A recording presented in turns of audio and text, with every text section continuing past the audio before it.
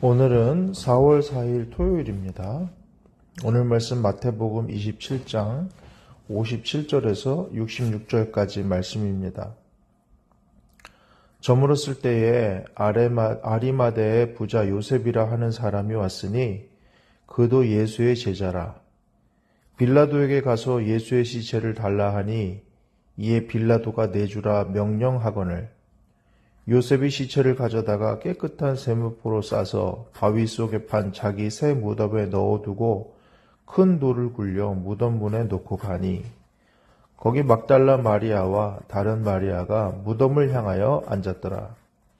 그 이튿날은 준비일 다음 날이라 대제사장들과 바리새인들이 함께 빌라도에게 모여 이르되 주여 저 속이던 자가 살아있을 때에 말하되 내가 사흘 후에 다시 살아나리라 한 것을 우리가 기억하노니 그러므로 명령하여 그 무덤을 사흘까지 굳게 지키게 하소서. 그의 제자들이 와서 시체를 도둑질하여 가고 백성에게 말하되 그가 죽은 자 가운데서 살아났다 하면 후의 속임이 전보다 더 클까 하나이다 하니 빌라도가 이르되 너희에게 경비병이 있으니 가서 힘대로 굳게 지키라 하거늘 그들이 경비병과 함께 가서 돌을 임봉하고 무덤을 굳게 지키니라. 아멘.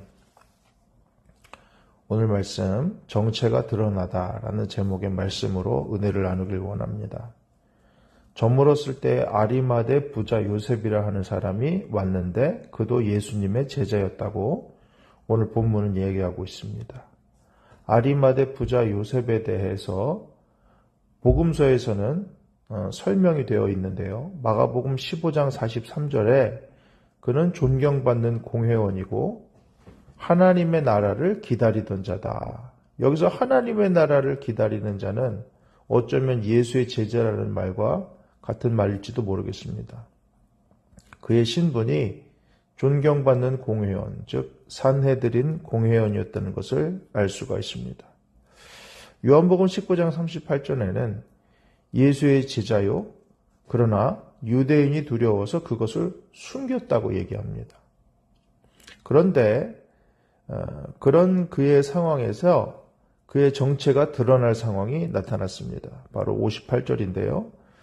빌라도에게 가서 예수의 시체를 달라 하니 이에 빌라도가 내주라 명령했다. 이렇게 되어 있습니다.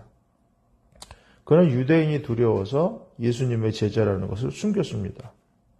그럼에도 불구하고 예수님이 십자가에 못 박혀 돌아가시니까 그대로 시체를 놔둘 수가 없었던 것이죠. 어떤 상황은 그 사람의 정체를 드러나게 만든다는 것을 우리가 알 수 있습니다. 스트레스를 받는 상황이 진짜 다가오면 그 사람의 인격이 드러납니다. 재정에 대한 문제가 드러나면 또 어려운 상황이 닥치면 그 사람이 무엇에 가치를 두고 있는지가 또한 드러납니다. 오늘 예수님이 돌아가신 이 절체절명의 어려운 상황에서 아리마대 요셉은 자신이 예수님이 제자라는 것을 드러냅니다. 그러면서 시체를 달라고 합니다. 그리고 그 시체를 빌라도가 내주라고 했지요. 무시할 수 없는 사람이었다는 것입니다. 그래서 요셉이 시체를 가져다가 깨끗한 세마포로 싸고 자기 새 무덤에 넣어 두었다. 그리고 큰 돌을 굴려 무덤에 두고 갔다. 아리마대 요셉은 정체절명의 상황에서 마치 예수님이 부자인 것 같은 상황에서 오히려 예수님의 제자인 것이 드러냈다라는 것을 우리가 알 수 있습니다. 오늘 그 생명의 삶을 보면 아리마대에 대한 설명이 나와 있는데요. 사무엘의 고향인 라마다임 소빔과 동일한 곳으로 추정한다. 이렇게 되어 있습니다. 여러분 사무엘의 고향하면 누가 생각납니까? 사무엘의 엄마 한나가 생각나지 않습니까? 한나가 자식이 없어서 또 남편이 다른 처를 또 두고 있기 때문에 그 사람은 아이를 잘 낳죠. 그것으로 고통받고 스트레스 받게 되니 그가 한 일은 무엇입니까? 하나님 앞에 나가서 심정을 통했다는 것이죠. 하나님 앞에 나갔습니다. 그의 정체가 어려운 상황 앞에 하나님 앞에 엎드리는 것으로 드러났죠. 우리도 어려운 상황 앞에 우리의 정체가 드러날 것입니다. 어떤 경우에는 기도하는 모습으로 드러날 수도 있고, 오늘 성경에 나는 예수님의 제자다라는 것이 드러날 수도 있고, 어떤 경우에는 그렇게 인격이 좋고 믿음이 좋았는데, 저 사람은 역시 돈밖에 모르는구나. 저 사람은 역시 자기밖에 모르는구나. 저 사람은 역시 새가슴이구나. 여러 가지 생각을 할 수가 있습니다. 우리는 어떤 사람으로 우리의 정체가 드러날까요? 모쪼록 아리마대 요셉같이 예수님의 제자라는 사실이 드러나고 드러낼 수 있는 그런 은혜가 있었으면 참 좋겠습니다. 61절에 거기 막달라 마리아, 다른 마리아가 무덤을 향하여 앉았다. 이렇게 되어 있습니다. 이렇게 한 줄 나와 있어요. 막달라 마리아, 다른 마리아가 무덤을 향하여 앉았더라. 무덤은 소망 없음을 드러냅니다. 우리가 사랑하던 예수님이, 우리가 사랑하던 주님이 돌아가셨다. 그가 살아가실 때 좋은 말씀 베풀고 능력도 행하셨지만 죽으면 끝 아닙니까? 그런데 막달라 마리아와 다른 마리아는 자신이 주님을 얼마나 사랑했는지를 드러내고 있어요. 무덤이고 소망이 없는데 그들은 여전히 그곳에 계신 주님을 향해 있습니다. 찐사랑이라 그러잖아요. 우리 흔히 그런 말 하잖아요. 자식은 무덤에, 가슴에다 묻는다. 잊을 수가 없다는 것이죠. 살아있을 때 기쁨을 주던 자식이지만은 죽어도 평생을 잊지 못하는 게 자녀 아니겠습니까? 꼭 자녀만 그렇겠습니까만은 오늘 막달라 마리아와 다른 마리아는 돌아가신 주님, 소망 없는 주님, 더 이상 나에게 해줄 것 없는 주님이지만 그 주님을 향해 있었다는 거.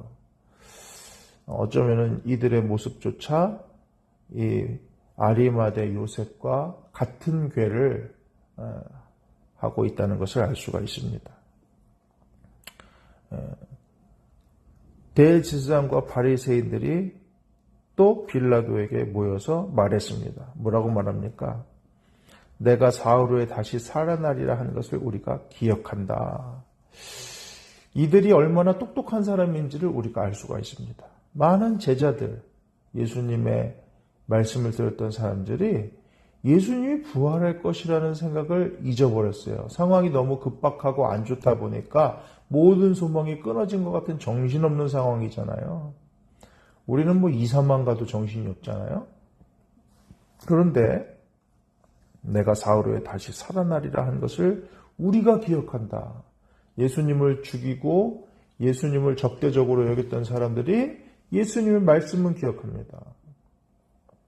이 사람들이 어떻게 보면 하나님의 말씀을 전하기에 더 적합한 사람들 같아 보이지 않습니까? 우리가 볼 때는 이런 사람들을 예수님 제자 삼았을 거예요. 근데 예수님은 이런 사람들이 아니라 어쩌면 촌무지랭이 같은 사람들, 기억력이 그렇게 좋지 않은 사람들, 그러한 사람들을 제자로 삼았어요. 근데 이들이 이 좋은 기억력을 가지고 주님의 말씀을 기억해서 한 것은 무엇입니까?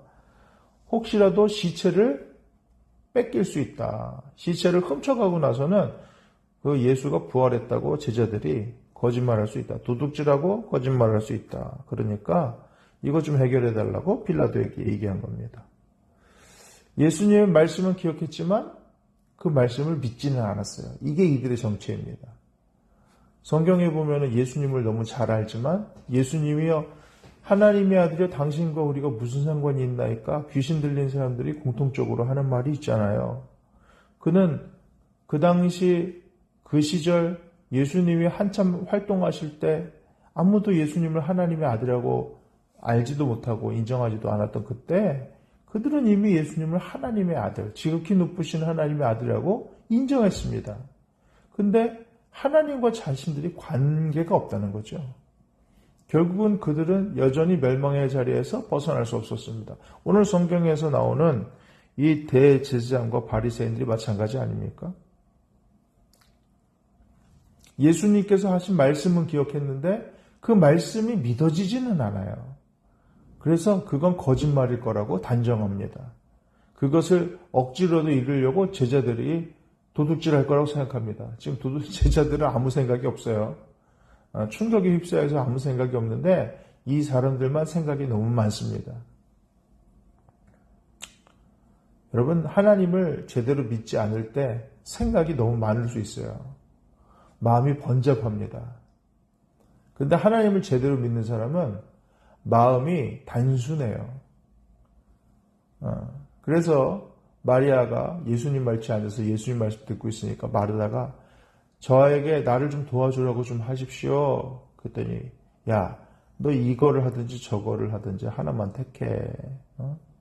마리아는 좋은 편을 택했으니까 뺏기지 않을 거야. 이렇게 말씀하시잖아요. 우리는 너무 생각이 많고 번잡하기 때문에 어쩌면 그것이 은혜의 길을 막을 수도 있습니다. 근데 이 귀신 들린 사람, 하나님으로부터 은혜를 얻지 못한 사람들은 공통점이 있어요. 마음이 번잡합니다. 생각이 많아요. 쓸데없는 생각이 많아요. 생각도 건설적이고 남에게 도움이 되고 덕이 되고 뭐 이런 생각이 아니고 불평하고 불만하고 시기하고 미워하고 왜 나한테 그랬을까 이런 생각이 늘 많아요. 그때 내가 그거 하지 말았어야 되는데 내가 그때 그거 했어야 되는데 이런 생각이 많아요. 하면 쓸데없는 생각이 많아요. 오늘 그런 거죠. 훔쳐가면 어떡할까? 부활했다고 거짓말하면 어떡할까? 이런 쓸데없는 생각이 많아요. 빌라도가 뭐라 그럽니까? 경비병이 있으니까 가서 힘대로 굳게 지켜라. 너희한테 경비병이 있지 않냐? 그랬더니 그들이 경비병과 함께 가서 돌을 임봉하고 무덤을 굳게 지켰다. 하나님이 주신 기억을 가지고 그 좋은 달란트를 가지고 그들은 이상한 행동을 하는 거죠. 하나님이 주신 기억과 그 달란트를 가지고 우리는 뭘 하고 있는가? 이게 중요합니다. 내 불안을 해소하기 위한 쓸데없는 행동을 할 수도 있어요. 어쩌면 하나님의 나라를 위해서 귀하게 쓰임받을 수 있어요. 오늘 마치 아리마대 부자 요셉처럼 그의 부를 가지고 자기가 새로 판 그 무덤, 자기가 들어가려고 만들어놨던 그 무덤, 그거 예수님께 드리고 있지 않습니까? 하나님께서 주신 재정이라는 달란트를 가지고 예수님을 위해 사용하고 있고 자신의 정체를 드러내고 있다. 말씀을 맺겠습니다. 어떤 상황에서든지 우리는 우리의 정체가 드러납니다. 우리의 연약함이 드러날 수도 있고요. 우리의 인간적인 모습이 드러날 수도 있습니다. 우리는 어떤 사람일까요? 이 고난주간 말미에 우리의 정체가 주님 앞에 아름다운 모습, 은혜스러운 모습이 될 수 있었으면 좋겠습니다. 기도하겠습니다. 주님, 세상에서 인정받으려는 욕구, 사람들의 평판을 두려워하는 마음을 버리길 원합니다. 모든 것을 잃을지라도 아리마대 요셉처럼 대담하게 주님 편에 설 수 있는 용기와 믿음을 제게 부어 주옵소서. 막을 수 없는 생명의 역사에 순전한 헌신으로 동참하는 제자가 되게 하옵소서. 감사드리며 예수님의 이름으로 기도합니다. 아멘.